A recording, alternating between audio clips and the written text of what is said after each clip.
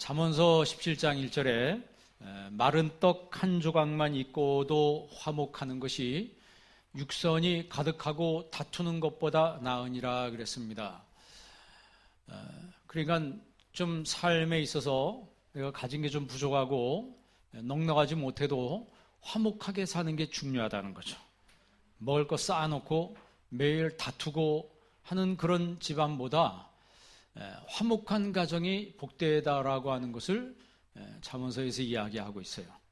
그러니까 우리 가정이 화목한 가정, 부부가 화목한 부부, 자녀와의 관계도 화목한 관계, 교회도 화목한 교회, 이 사회도 화목한 사회, 국가 간의 관계도 화목한 그런 관계를 이어간다면 정말 많은 사람들이 행복하게 살아갈 겁니다. 그런데 그 화목이 잘 이루어지지 않아요. 왜 그러냐면 우리 인간이 죄인이기 때문에 죄인은 항상 이기적이고 남을 또 공격하는 공격 본능이 있습니다. 근데 이런 것들 때문에 결국 화목이 깨지는 경우가 많습니다. 우리 지난 시간에 이어서 화목제물이라는 말씀으로 오늘도 전할 텐데, 이 화목제물이라고 하는 것은 이제 힐라스테레온이라고 그러죠. 화목, 쉽게 말하면 속죄의 단을 의미하는 거예요. 속죄의 단. 그 속죄의 단에서 뭐가 이루어지냐? 죽는 일이 이루어지는 거죠. 누가 죽는 거예요? 내가 죽는 게 아니고 내가 죽는 거예요. 당신이 죽어야 되는 것이 아니고 누가 죽어야 된다? 내가 죽어야 된다. 근데 죽어야 안 죽어요? 잘 안 죽죠. 시퍼렇게 살아서 할 말 다 하고 그렇습니다. 그렇기 때문에 제물이 안 되는 거예요.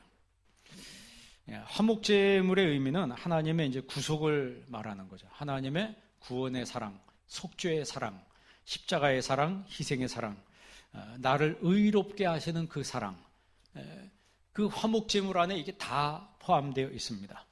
그래서 우리가 화목하다 할 때 우리 교리적으로 화목해야 된다. 이게 무슨 얘기냐면 성경 말씀이 있으면 그 성경 말씀 중심으로 해서 주변에서 어떤 얘기를 해도 그 성경 말씀 중심으로 다 같이 똘똘 뭉쳐서 가면 화목하게 되는 거예요. 그런데 하나님의 말씀하신 이 말씀이 있어도 주변에서 다른 얘기를 하면 그에게 귀가 솔깃하고 이쪽에서 뭔 얘기하면 이쪽 귀가 솔깃하고 그러다 보니까 이단 교리와 이단 사설이 들어와서 교회를 망가뜨리고 무너뜨립니다. 그러면 화목이 다 깨지는 거예요. 초대교회가 그렇게 됐죠.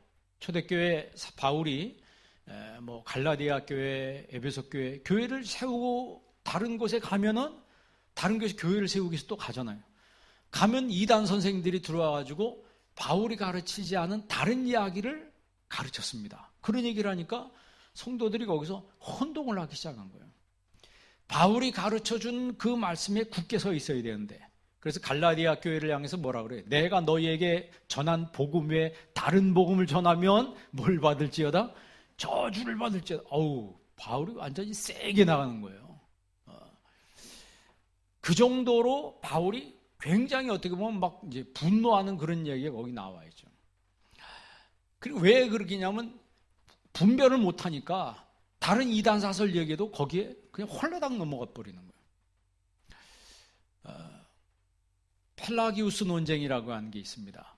펠라기우스라고 하는 사람이 예수님이 구속을 한데 우리를 구원해 주시는데 그게 전적인 예수님의 능력만으로 구원받는 게 아니고 우리 인간이 같이 협력해야지 그 구원이 이루어지는 거다 해서 신인 협동설이라고 하는 걸 주장했어요. 시너지즘이라고 그러죠. 예수님의 능력만, 오로지 예수님의 능력으로만 구원받는 게 아니고 우리 인간이 그 구원에 같이 협력을 해야 된다. 말이 그럴듯하죠. 그럴듯하다. 이 이론이 펠라기우스 논쟁이라고 하거든요. 이런 것들이 이제 확 퍼져나가니까 413년에 어거스틴이, 우리가 잘 아는 어거스틴이 그 얘기를 딱 듣고서 예루살렘 공회를 소집했습니다.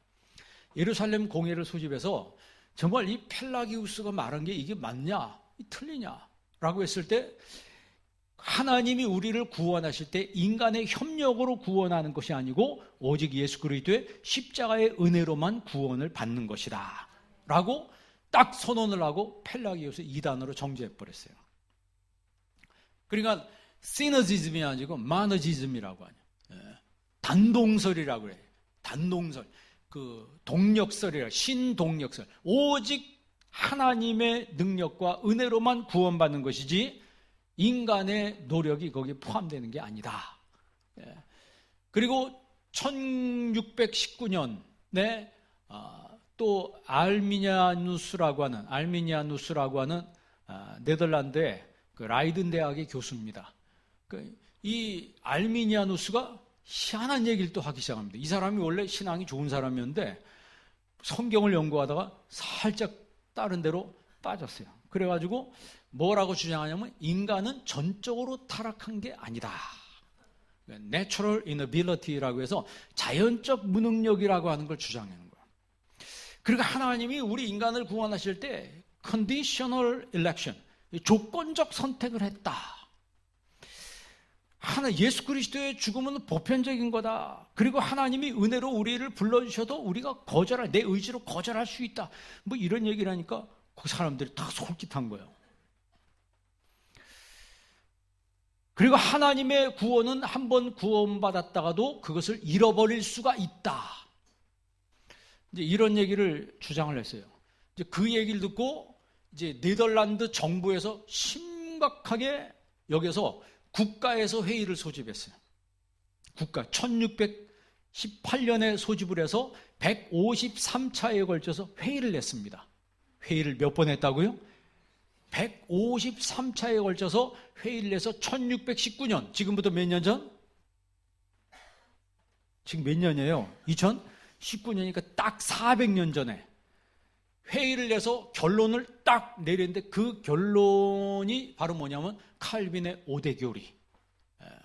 그래서 그 회의를 도르트 회의라고 그래요. 제가 예전에 한번 이야기한 적이 있는데 작년에 한번 설교할 때 이야기한 적이 있는데 그때 시작해서 1년 후인 그 다음에 1619년에 이 도르트 회의의 내용을 발표를 합니다. 그걸 도르트 신경이라고 그래요. 도르트 신조라고 그렇게 말하는 거죠. 그 도르트 신조의 핵심이 뭐냐면 total depravity. 전적으로 인간은 뭐했다? 부패하다. 그런데 알미니아누스는 전적으로 인간이 부패한 게 아니다. 두 번째가 뭐냐면 unconditional election이요. 하나님이 우리를 부를 때는 조건 없이 우리를 선택하셨다는 거죠. 조건 없이. 나를 이렇게 하나님 조건을 딱 보고 선택한 게 아니고 다 나 같은 죄인이지만 하나님이 조건 없이 나 같은 죄인을 선택해 주셨다는 거예요. 그리고 limited atonement라고 해요. 제한된 속죄라고 그랬어요. 그러니까 하나님이 다 사랑하시지만 믿는 사람들을 구원하신다는 거예요. 믿는 사람들 구원하시지 안 믿는 사람을 구원하는 건 아니라는 거예요. 그러니까 이 교리가 잘못되어 있으면은 사람이 신앙이 엉뚱한 대로 가버리는 거예요. 그리고 네 번째가 뭐냐면 irresistible grace라고 해요. 저항할 수 없는 은혜라는 거죠. 하나님이 딱 선택하면 도망가도 소용이 있다 없다? 도망가도 소용없어요. 여러분 하나님이 여러분 예정하시고 선택했잖아요. 선택받은 백성은 빨리 주님 앞에 무릎 꿇고 주님 영광에 사는 게 좋습니다. 자꾸 도망가면 하나님 어떻게 하신다고요? 지켜보고 있다가 하도 말 안 들으면 나중에 몽둥이를 들어서 어디를 한번 쳐요. 몸을 치든지 물질을 치든지 실제로 그렇다고. 그래서 나중에 천부의 의지 없어서 돌아온 사람이 한두 명이에요. 기독교 역사에 수도 없이 많습니다. 그리고 마지막이 Perseverance of the Saints라고 해서 성도의 견인. 그러니까 택함 받은 사람은 끝까지 인내한다는 거죠. 끝까지 인내한다. 내 삶에 어떤 환경이 어려움이 있어도 끝까지 인내한다는 거죠. 왜? 내 때가 아니고 하나님의 때가 있는 것을 믿기 때문에. 우리가 새벽에 나사로 얘기했잖아요. 나사로가 죽는다고 그랬는데 마르다가 예수님 앞에 고지했는데 거리도 3km밖에 안 되는데 예수님이 며칠 있다 왔어요? 사람 죽어간다고 하는데 이틀 있다 왔다고. 섭섭해 안 섭섭해?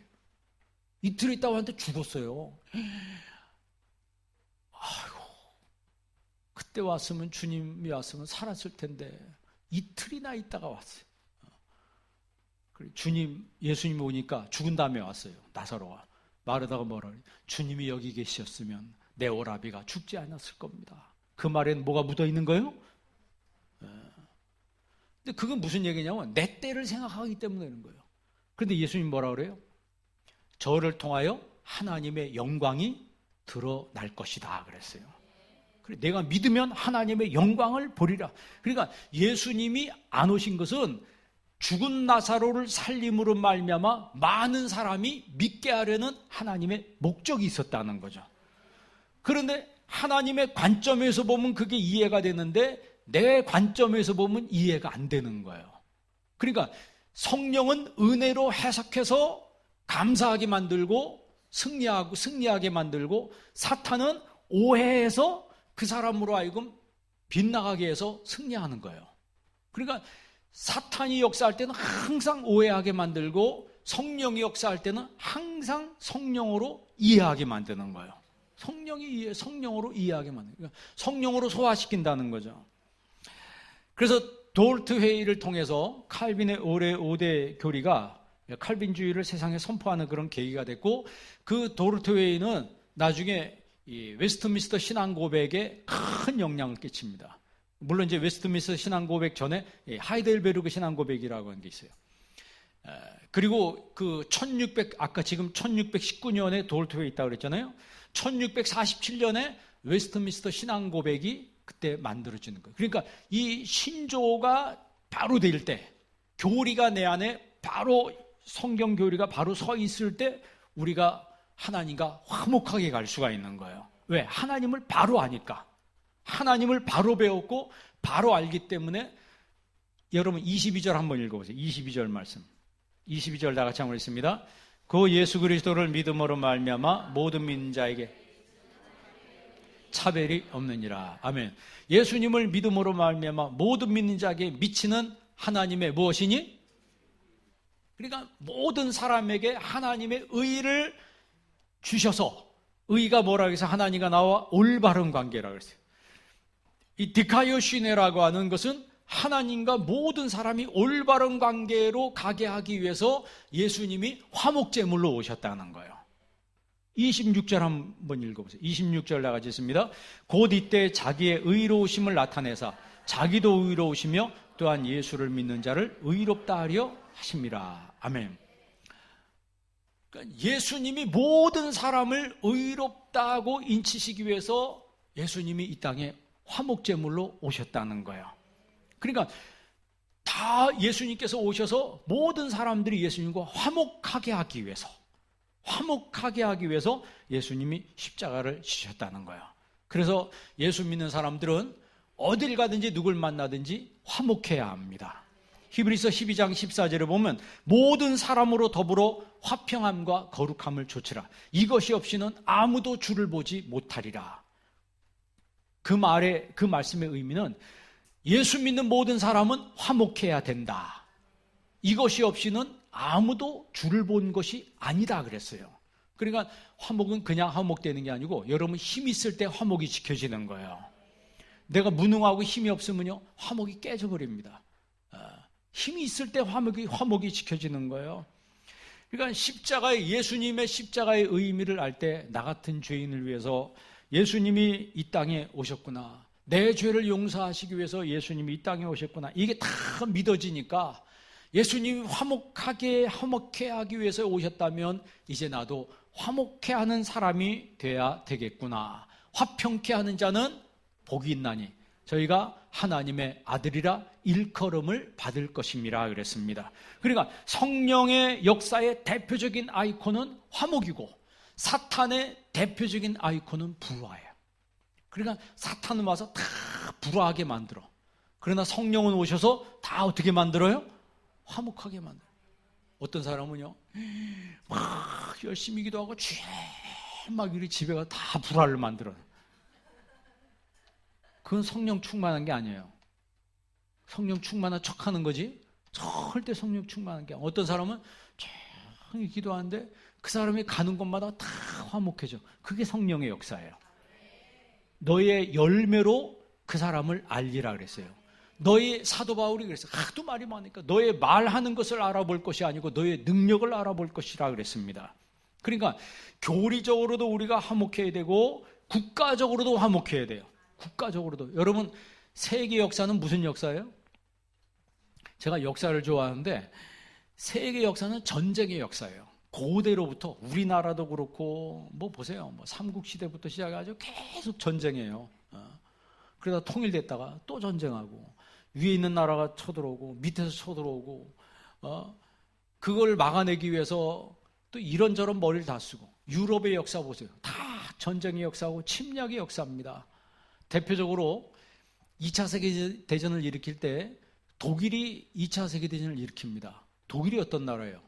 우리가 종교개혁을 시작한 나라가 어디예요? 독일의 마틴 루터를 통해서 이 종교개혁이 시작됐고 루터가 최초로 이 독일어 성경을 번역해요. 성경을 독일어로 번역한다니까요. 그 기독교가 국교가 된 나라예요. 근데 그 나라에서 전쟁을 시작해가지고 유대인들만 600만 명을 죽입니다. 그런데 교회가 침묵을 했어요. 교회가 다 침묵을 했어요. 괴벨스라고 한 사람이 막 연설을 해댑니다. 거기에 사람들이 박수를 보내요. 히틀러가 나서가지고 연설할 때 그 여러분 악센트, 독일 악센트가 얼마나 강합니까? 그 강한 악센트 가지고 막 연설할 때 국민들이요 전부 다 홀라당 넘어가 버렸어요. 그래서 전쟁을 시작해버려요. 그래가지고 그 결과 한 민족만 600만 명을 죽인 무서운 일을 저질러 버렸어요. 그러니까 지금 끝나고 나서 독일 교회가 하나님 앞에 회개하고 말하는 게 뭐예요? 독일 교회 수치라는 거죠. 독일의 수치라는 거예요. 우리가 그때 왜 그랬을까? 그때 정신이 다 팔려가지고 온통 죽이고 이기는 데만 집중을 해버린 거예요. 누가 막았어야 돼요? 교회가 그걸 막았어야 돼요. 근데 막지는 못하고 그냥 멀뚱하니 있어요. 멀뚱하니 앉아 있었다고. 그러니까 교리적으로 잘못하면 화목이 깨지고 신앙의 바로 서 있지 않으면 국가적으로도 화목하지 못해서 전쟁이 일어납니다. 우리가 죄인이기 때문에 가만히 내버려두면 인간은 죄 쪽으로 간다고 그랬어요. 지난주에 제가 그랬죠. 나침반을 가지고 이게 나침반이라고 하면 이쪽으로 슉 던지면 저쪽에 나침반이 툭 떨어지면 어딜 가리켜요? 북쪽을 가리켜요. 이쪽으로 던지면. 어느 쪽으로 던져도 나침반은 딱 무조건 북쪽만 가리켜요. 그런 것처럼 우리 인간은 가만히 내버려두면 어디를 향해요? 죄. 가만히 내버려두면 무조건 죄를 향합니다. 그래서 사도 바울은 나는 나를 쳐서 하나님 앞에 복종시킨다 그랬어요. 우리는 죄인이기 때문에 여러분 교회에 나와도 여러분 죄인이에요.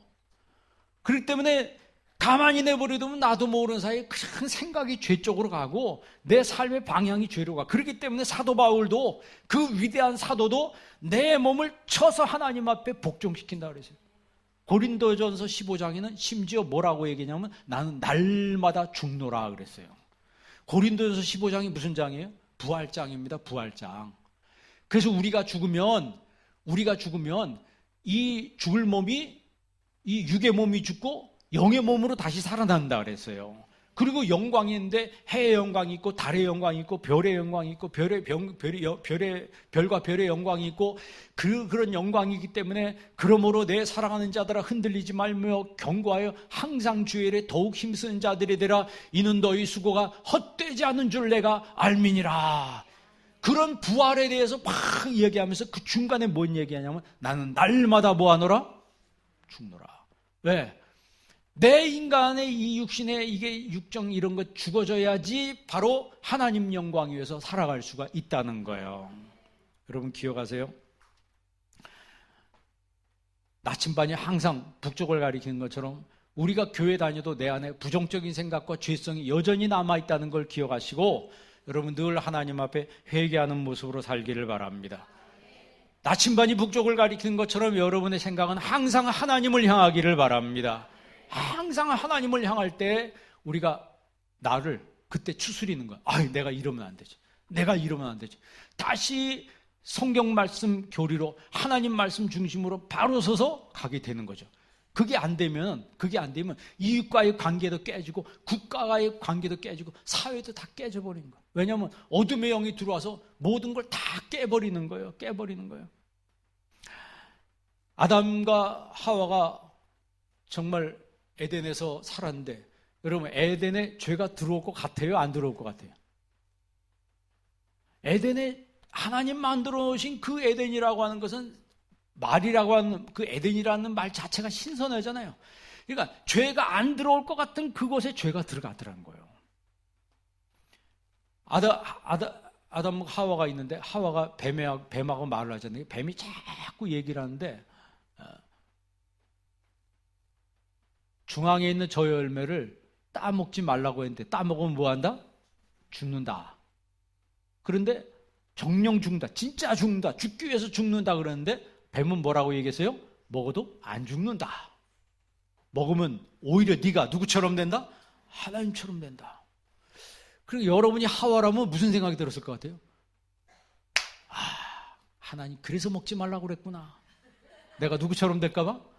하나님처럼 될까 봐. 그러면 그렇지. 다 이유가 있었어.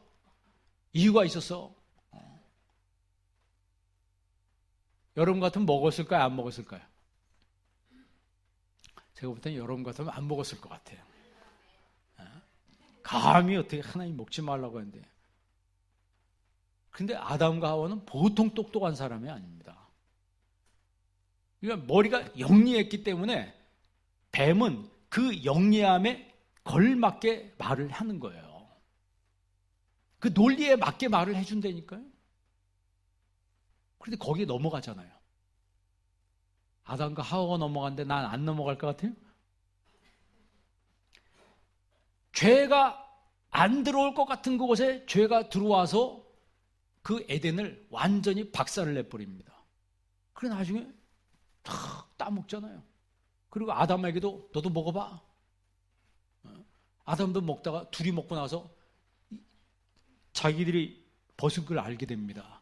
그리고 어떻게 합니까? 하나님이 찾아오셔서 아담아 하고 부르는데 숨었어요.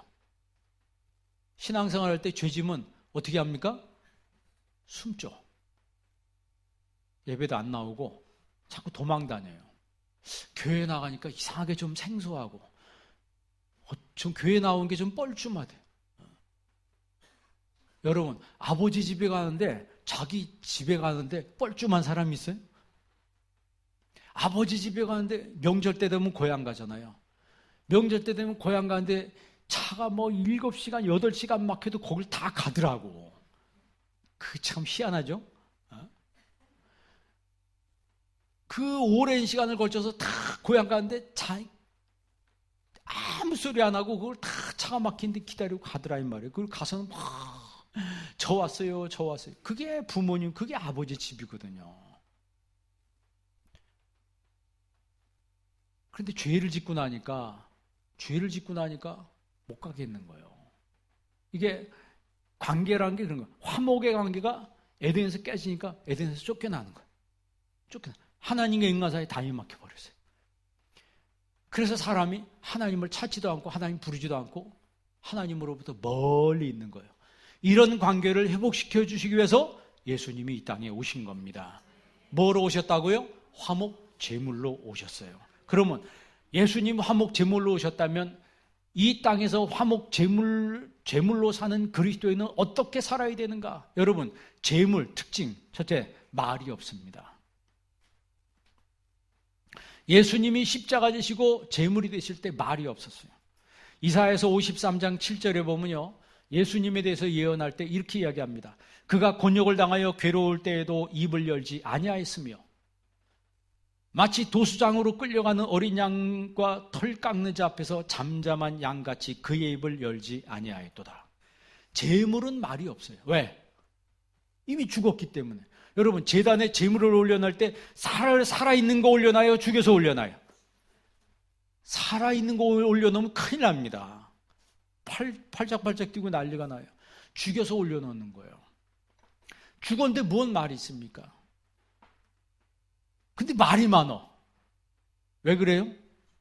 안 죽었기 때문에 말이 많은 거예요. 제물 되려는 일꾼은 말이 없어야 돼요. 교회 일꾼이라고 자처하는 분들은요, 말없이 봉사해야 합니다. 재물된 일꾼은 입으로 말하지 않아요. 몸으로 말을 합니다. 몸으로 말하는 게 진짜예요. 다시 말하면 몸으로 실천한다는 거죠. 몸으로 말하는 일꾼이 진짜 일꾼입니다. 말없이 묵묵하게 자신의 할 일을 성실하게 맡아서 일하는 그 일꾼을 하나님이 기뻐하시는 거예요. 둘째 재물은요, 자기를 드리고도 흔적이 없어요. 흔적이 없습니다. 뭘 해주고 내가 이렇네, 내가 이거 했네, 내가 저거 했네, 자기를 드러내는 게 없습니다. 누가복음 17장에 예수님이 이런 말씀을 하십니다. 종이 밭에서 일하다가 왔어요. 양을 치다 왔든지 밭에서 일하다 왔든지 하루 종일 일해서 땀 뻘뻘 흘리고 왔어요. 여러분, 교회에서 그 정도 일을 했으면 어떻게 돼요? 이번에 우리 성경학교 정말 우리 선생님들 너무 수고 많았어요. 학생부도 보니까 참 교사분들이 수고 많이 했고, 주일학교도 보니까 정말 성경학교 하는데 선생님들이 수고 많이 하더라고. 금요일 밤까지 그냥 저 4층에서 열심히 준비를 하시더라고. 수고 많이 했어요. 그런데 그렇게 수고 많이 했는데 알아준 사람이 없어. 수고했다는 얘기도 없고 뭐 했다는 얘기도 없고. 그러면 내가 속이 좀 어떻게 돼요? 여기 지휘하는 우리 집사님도 열심히 지휘하는데 내가 집사님한테 뭐 수고했다는 말 한마디 할 시간도 없더라고. 반주한 집사님도 말 없이 봉사하는데 내가 뭐 집사님 막 박수 쳐준 적도 없고, 그 인간적으로 좀 미안한 마음이 있어요. 그러면요, 하나님께 가서 받을 게 많은 거예요. 하나님께 받을. 밭에서 열심히 수고하다가 양치다가 땀 뻘뻘 흘리고 왔는데 예수님 뭐라 그래요? 수고했다가 와서 밥 먹으라고 그렇게 말합니까? 아니라는 거예요. 예수님이 하신 말씀이에요. 가서 빨리 저녁 준비해라. 저녁 준비해서 내 먹을 것 내와서 내가 다 먹을 때까지 넌 여기 서 있으라. 그리고 나서 다 일을 해놓고도 나는 무익한 종이라 그렇게 말하라고 했어요. 여러분, 이 말씀 앞에 누가 뭔 말을 할 수 있겠어요? 한번 찾아보세요. 누가복음 17장 10절 한번 읽어보세요. 누가복음 17장 10절입니다.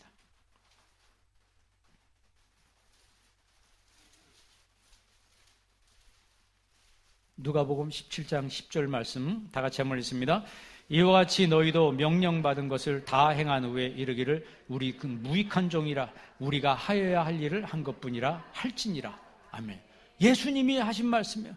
너희도 명령받은 것 다 행한 후에 말하기를 우리는 무슨 종이라?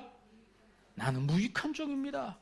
우리가 해야 될 일을 한 것뿐입니다. 이렇게 말하라고 했어요. 그게 바로 재물이라는 거예요. 재물된 종의 모습은 이래야 된다. 그리고 세 번째, 재물은요, 자기를 다 드리고도 자기를 부인하는 거예요. 그러니까 예수님이 나를 따라오려거든 자기를 부인하고 자기 십자가 지고 나를 따르라고 그랬잖아요. 재물은 그 제단에서 다 피를 빼고 다 각을 떠가지고 완전히 다 불태워서 드리는 거예요. 재물 하면 뭐가 생각나요? 소님이 생각나죠. 소는요, 진짜 재물들, 소는 죽은 다음에 다 쓰잖아요. 머리부터 발끝까지. 소머리가 얼마나 맛있습니까? 못 드시는 분도 있어요? 저 어떤 그 영화 탤런트인가 뭐 코미디언인가 저기 광주에 가면 유명한 소머리 국밥이 있어요. 그런데나 뭐 가죽 다 쓰죠. 뭐 소는 버릴 게 없어요. 진짜 내장까지 다 먹고 하다못해 뼈도 고아 먹잖아요. 한 동물이 그렇게 모든 걸 다 쓰고 다 사용해버리는, 그러니까 완전히 그러고 나서도 뭐 소가 자기 이름 좀 알아주시고 그런 게 있습니까? 그런 게 존경받아야 되지. 근데 우리가 소를 존경합니까? 막 잡아먹고 그냥 끝내버린다. 죽어서도 자기 몸을 다 갖다 바쳐. 그러니까 주님의 일꾼 되려면 정말 소처럼 재물이 돼야 돼요. 소처럼 제물이 돼야 돼요. 주님에서 교회에서 이 땅에 하나님 나라를 실현하기 위해서 우리가 정말 소처럼 모든 것을 제물로 드릴 수 있다면 그런 사람을 통해서 하나님 나라가 확장되는 겁니다. 잊지 마세요. 화목제물의 핵심은 예수님입니다. 왜냐하면 예수님이 오셔서 우리한테 제물을 요구하신 것이 아니고 자신이 제물로 오셨어요.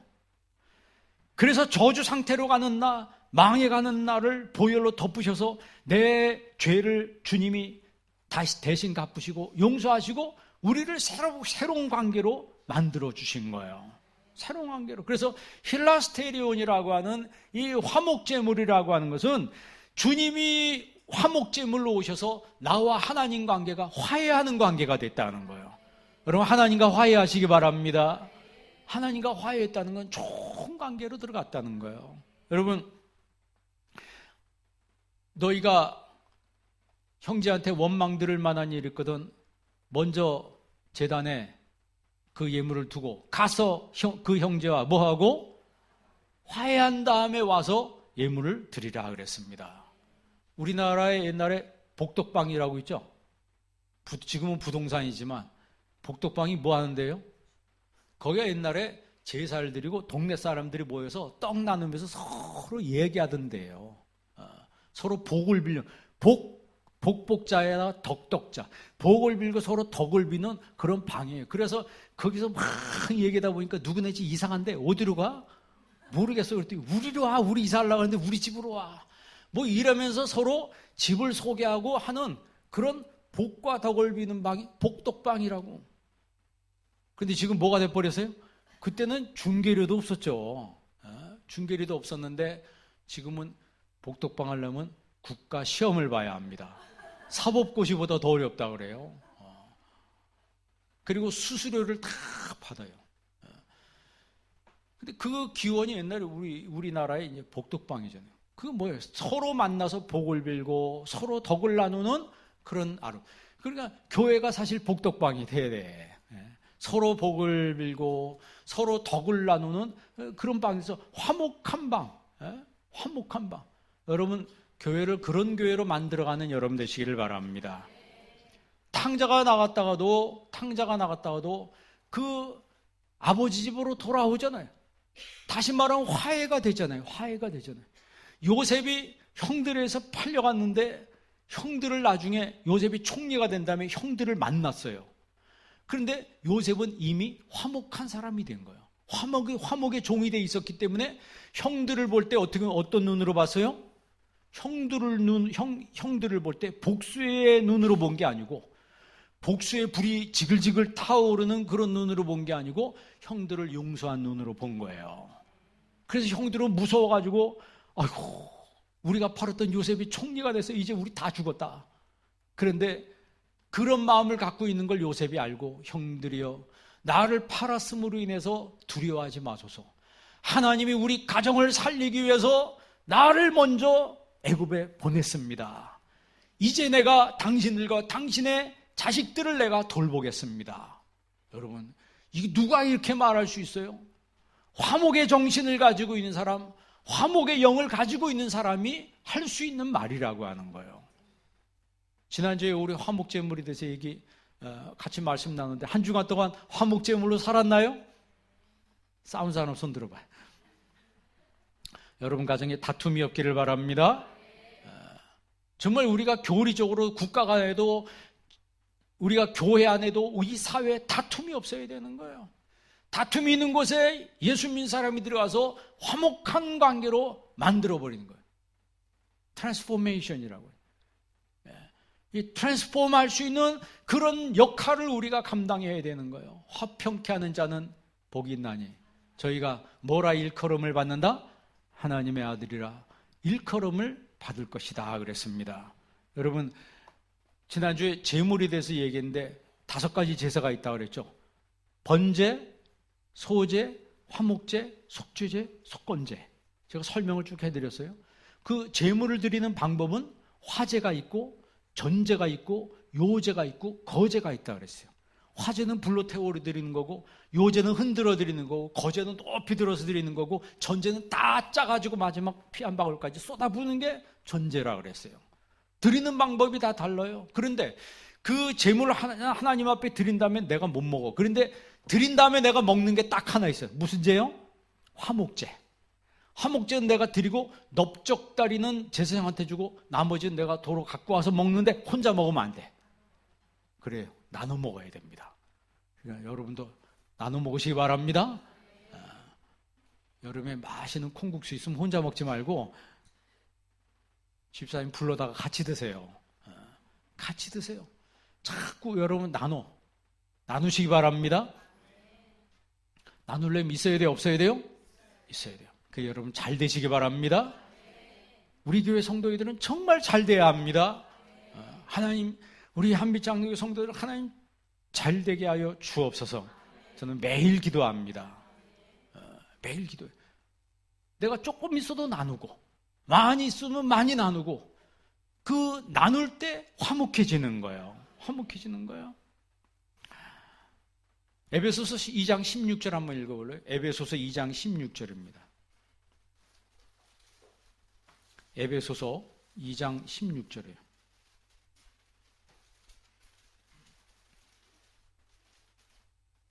다 같이 한번 읽습니다. 또 십자가로 이 둘을 한 몸으로 하나님과 화목하게 하려 하심이라. 원수된 것을 십자가로 소멸하시고. 아멘. 또 십자가로 이 둘을 한 몸으로, 그러니까 원수돼서 갈라져 있었는데 한 몸으로 하나님과 화목하게 하려 하심이라. 원수된 것을 십자가로 뭐 하시고, 그리고 원수된 그 관계를 십자가 지는 사람이 가서 화목한 관계로 만들어 버린다는 거예요. 한 구절 더 보시기 바랍니다. 골로새서 1장 20절부터 22절. 골로새서 1장 20절로 22절. 골로새서 1장 20절로 22절. 우리 다 같이 한번 읽습니다. 그의 십자가의 피로 화평을 이루사 만물 곧 땅에 있는 것들이나 하늘에 있는 것들이 그로 말미암아 자기와 화목하게 되기를 기뻐하심이라. 전에 악한 행실로 멀리 떠나 마음으로 원수되었던 너희를 이제는 그의 육체의 죽음으로 말미암아 화목하게 하사 너희를 거룩하고 흠없고 책망할 것이 없는 자로 그 앞에 세우고자 하셨으니. 아멘. 그러니까 20절에 보면 그의 십자가의 피로 뭘 이루사? 화평을 이루사. 그러니까 피가 흘려져야 된다는, 그 말은 죽어야 된다는 거죠. 재물은 뭐가 없다? 말이 없다. 재물은 뭐가 없다? 자기의 흔적이 없다. 말이 없고 자기의 흔적이 없어요. 예수님이 너 맡은 일 다 한 다음에 나는 무슨 종이라? 무익한 종이라 이렇게 말하라는 거예요. 무익한 종이라. 아까 얘기한 것처럼 우리 뭐 교사 선생님들이 열심히 또 봉사하신 분들이 수고했는데 아무도 나한테 수고했다는 말 안 해줘. 그러면 나도 모르게 뭐가 생길 수 있어요? 좀 섭섭한 마음이 생길 수 있지. 그런 마음 갖지 말라는 거예요. 재물은 뭐가 없다? 말이 없다. 상급은 누구한테 가서 받는 거예요? 상급은 가서 하나님 앞에 받는 거예요. 누가 또 격려해 주면 더 좋죠. 축하해 주면 더 좋고. 근데 혹시 그런 게 없다 할지라도 섭섭해하지 말자. 왜? 하늘나라 가서 내가 받을 상급이 있다는 거예요. 더 많은 거죠. 자기 흔적이 없어요. 그러니까 일꾼은 누구처럼 일해야 된다? 이제 보겠어요. 소처럼 하시는가. 다 주는 거예요. 다. 뭐까지? 뼈까지. 뼈까지 고아서 먹잖아요. 사골로. 사골로 고아서 잡숴. 자기를 다 드리고도 아무 말 하지 않는 거예요. 우리가 정말 이런 정신으로 하나님을 섬긴다면 하나님의 영광을 온전히 드러낼 수가 있는 겁니다. 십자가의 피로 화평을 이루사 만물 곧 땅에 있는 것들이나 하늘에 있는 것들이 그로 말미암아 자기와 뭐하게 되기를? 화목하게 되기를 기뻐하심이라 그랬어요. 22절 보세요. 이제는 그의 육체의 죽음으로 말미암아 뭐하게 하사? 여기서 화목 앞에 뭐가 있어요? 반드시 죽음으로 말미암아. 죽어야 화목하게 되는 거예요. 내가 시퍼렇게 살아있고 내가 재물이 안 되면요 다니면서 말만 합니다. 그러나 재물은 날이 없어요. 죽음으로 말미암아 화목하게 하사 너희를 거룩하고 흠없고 책망할 것이 없는 자로 그 앞에 세우고자 하셨으니. 그러니까 적대 관계에서 친구 관계로 하나님이 다 회복하게 하시는 거예요. 회복하게 하시는 거예요. 그러니까 적대 관계에서 친구 관계로 모든 걸 하나님 다 회복하게 하셨으니 이제 모든 사람이 다 친구가 돼서 내가 그들을 섬길 수가 있는 겁니다. 예수님께서 제자들의 발을 씻겨주셨잖아요. 가서 너희도 서로 발을 씻기라 그랬어요. 발을 씻기라. 그러니까 여러분 잘 섬기시기를 바랍니다. 가정에서 잘 섬기세요. 서로 뭘 씻기는 정신으로? 발 씻기는 정신으로. 오늘 은혜 받으시면 은혜가 되면 집에 가서 서로 발 씻겨주세요. 발 일로 와세요. 발 좀 내봐. 내가 씻겨줄게. 우리 제자 훈련할 때 한과 중에 숙제가 있는데 발 씻기는 거 있어요. 발 씻기는. 그런데 보니까 괜찮다고 나 안 씻어도 된다고 막 그런 분들이 많다는 거예요. 그래도 발을 씻어야 돼요. 씻어야 돼요. 발을 씻겨야 돼요. 그런데 씻기고 나니까 기분은 좋더라는 거예요. 싫다고 해도 씻어주니까 나중에 기분은 좋더라는 거예요. 그러니까 화목이라고 하는 게 그거예요. 화목이라.